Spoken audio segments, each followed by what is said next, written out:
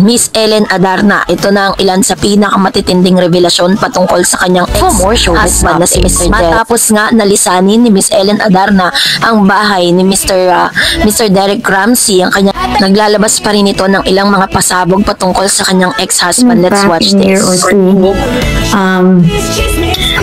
It's because Elias is still studying. No? If he wasn't studying, I would have packed my bags and gone. It would have been easier for me. But there, yes. Every month ko nila i-text mo rin yung anak. Look ready. Look ready for Melay. Next year na guro. Hi Melay. Kita tapuhon. So kani nga mga bracelets dahil kani kay Liana kay dako pa kay niya, so kani suot kaning duha gift ni alias ni Liana, but dako pa kaayo sad, so ako na lang ni suot. I'm good, busy. I've been dropping and picking up my son in school, bringing his lunch to school, cooking for them. So yeah, so far so good. Who said? To be honest, I don't depend. If they give, they give. If they don't, they don't. Simple. I don't demand. Saan naabot ang 500 pesos mo? Sa imagination. Dilulu. Nails by Mimi, my Ming Ming, Ming's Q, Madam Mins. My Totga, the one that's always galit agad. Madam Mins.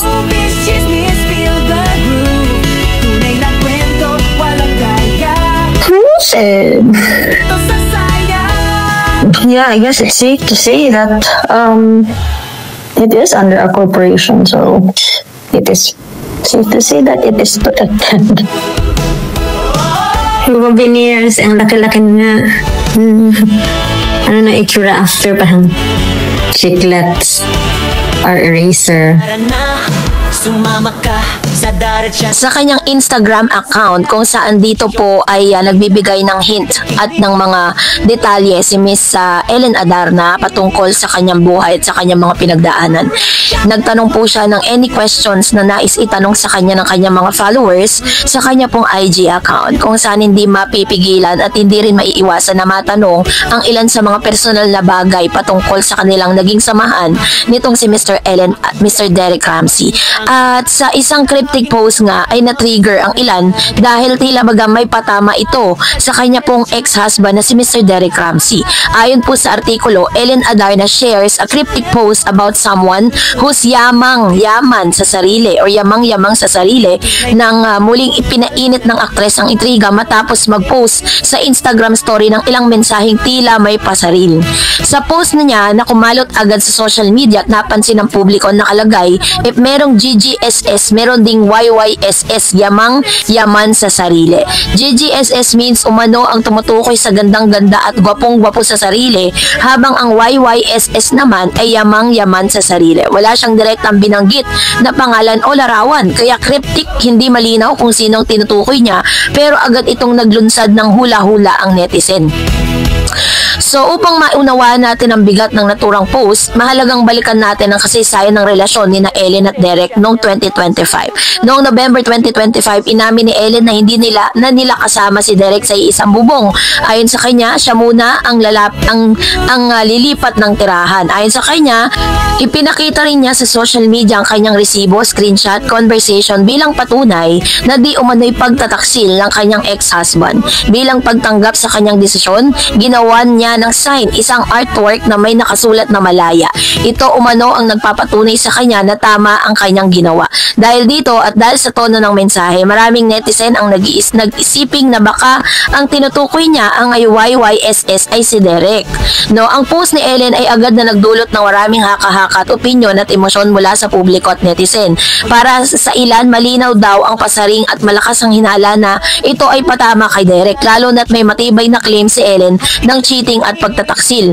May mga nagsasabi namang maaaring general statement lang ito, pang self-empowerment o panghikayat sa mga tao na maging maingat sa mga may overconfidence o pagmamalaki. Iba naman ang nakaangat, may simpatya sa estado ni Ellen bilang isang ina at isang babae na maaaring nasaktan. May nagsabing let her heal at may umangos sa kanya dahil sa tamang niyang harapin ang issue. May ilan din na naniniwala na naglabas din si Ellen ng resibo or screenshot at presentasyon ng emosyonal at legal na hakbang ay indikasyon na seryoso ang kanyang paghihiwalay at hindi lang simpleng drama. Mula naman sa komentaryo online, usually sabi niya, dahil yung babaero, if they found someone, this is 9 days. Tumutukoy kung gaano kadali daw kumalas ang tiwala ni Ellen sa simula pa lang. Sabi niya, once a cheater is always a cheater. Linya ni Ellen na ginamit niya para ipahiwatig na hindi para sa kanya ang kalokohan at pagtataksil. So, dahil po dito, may mga posibleng ibig sabihin kasi yung kanyang sinabi. Sinabi rin kasi ni Miss Ellen Adarna na yung kanyang karelasyon ay matagal nang walang trabaho, walang savings. Tila baga parang ito'y inuugnay doon sa kanyang post na yun. So maaaring ito po ay pasaring sa isang tao marahil ang asawa niya. Kung totoong hinala ng marami, maaaring ginagamit ni Ellen ang cryptic post bilang subtitle pero matapang na paninindigan na may overestimate sa sarili at may kayabangan, may yaman-yaman. Ngunit yan daw ang problema, hindi ang ibang tao. So, pero ayon din sa actress and businesswoman na si Ellen Adarna, she shared na how she was asking for a sign from the universe about her separation with husband Derek Ramsey. In her Instagram story, she revealed that a sign was given to her and indeed she was doing the right thing when it comes to her decision to part ways. Ellen received an artwork from her friend Leonard Paras, which contained the sign that she was looking for.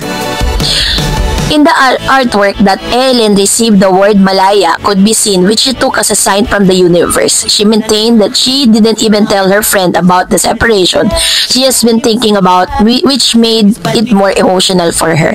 During the beginning of my whole separation, I kept asking the universe for signs, sabi niya, just to know I was doing the right thing. And out of nowhere, that friend messaged Ellen without knowing anything I was going through, sabi niya, The celebrity mom shared how emotional she and her house helper has been after seeing that artwork. Apart from the first artwork, Ellen received another one from her friend as well, as which contained the phrase, I can, I will, and I must.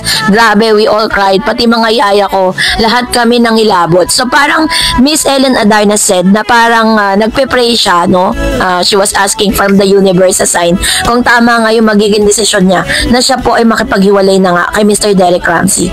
And then, binigay sa kanya yung artwork na meron pong tema ng freedom or kalayaan, ay talagang naging emotional na si Miss Ellen na parang sinasabi niyang ito na ang sagot ng Diyos sa kanyang panalangin. At dahil dyan ay tuluyan nang hiniwalayan ni Ellen si Mr. Derek.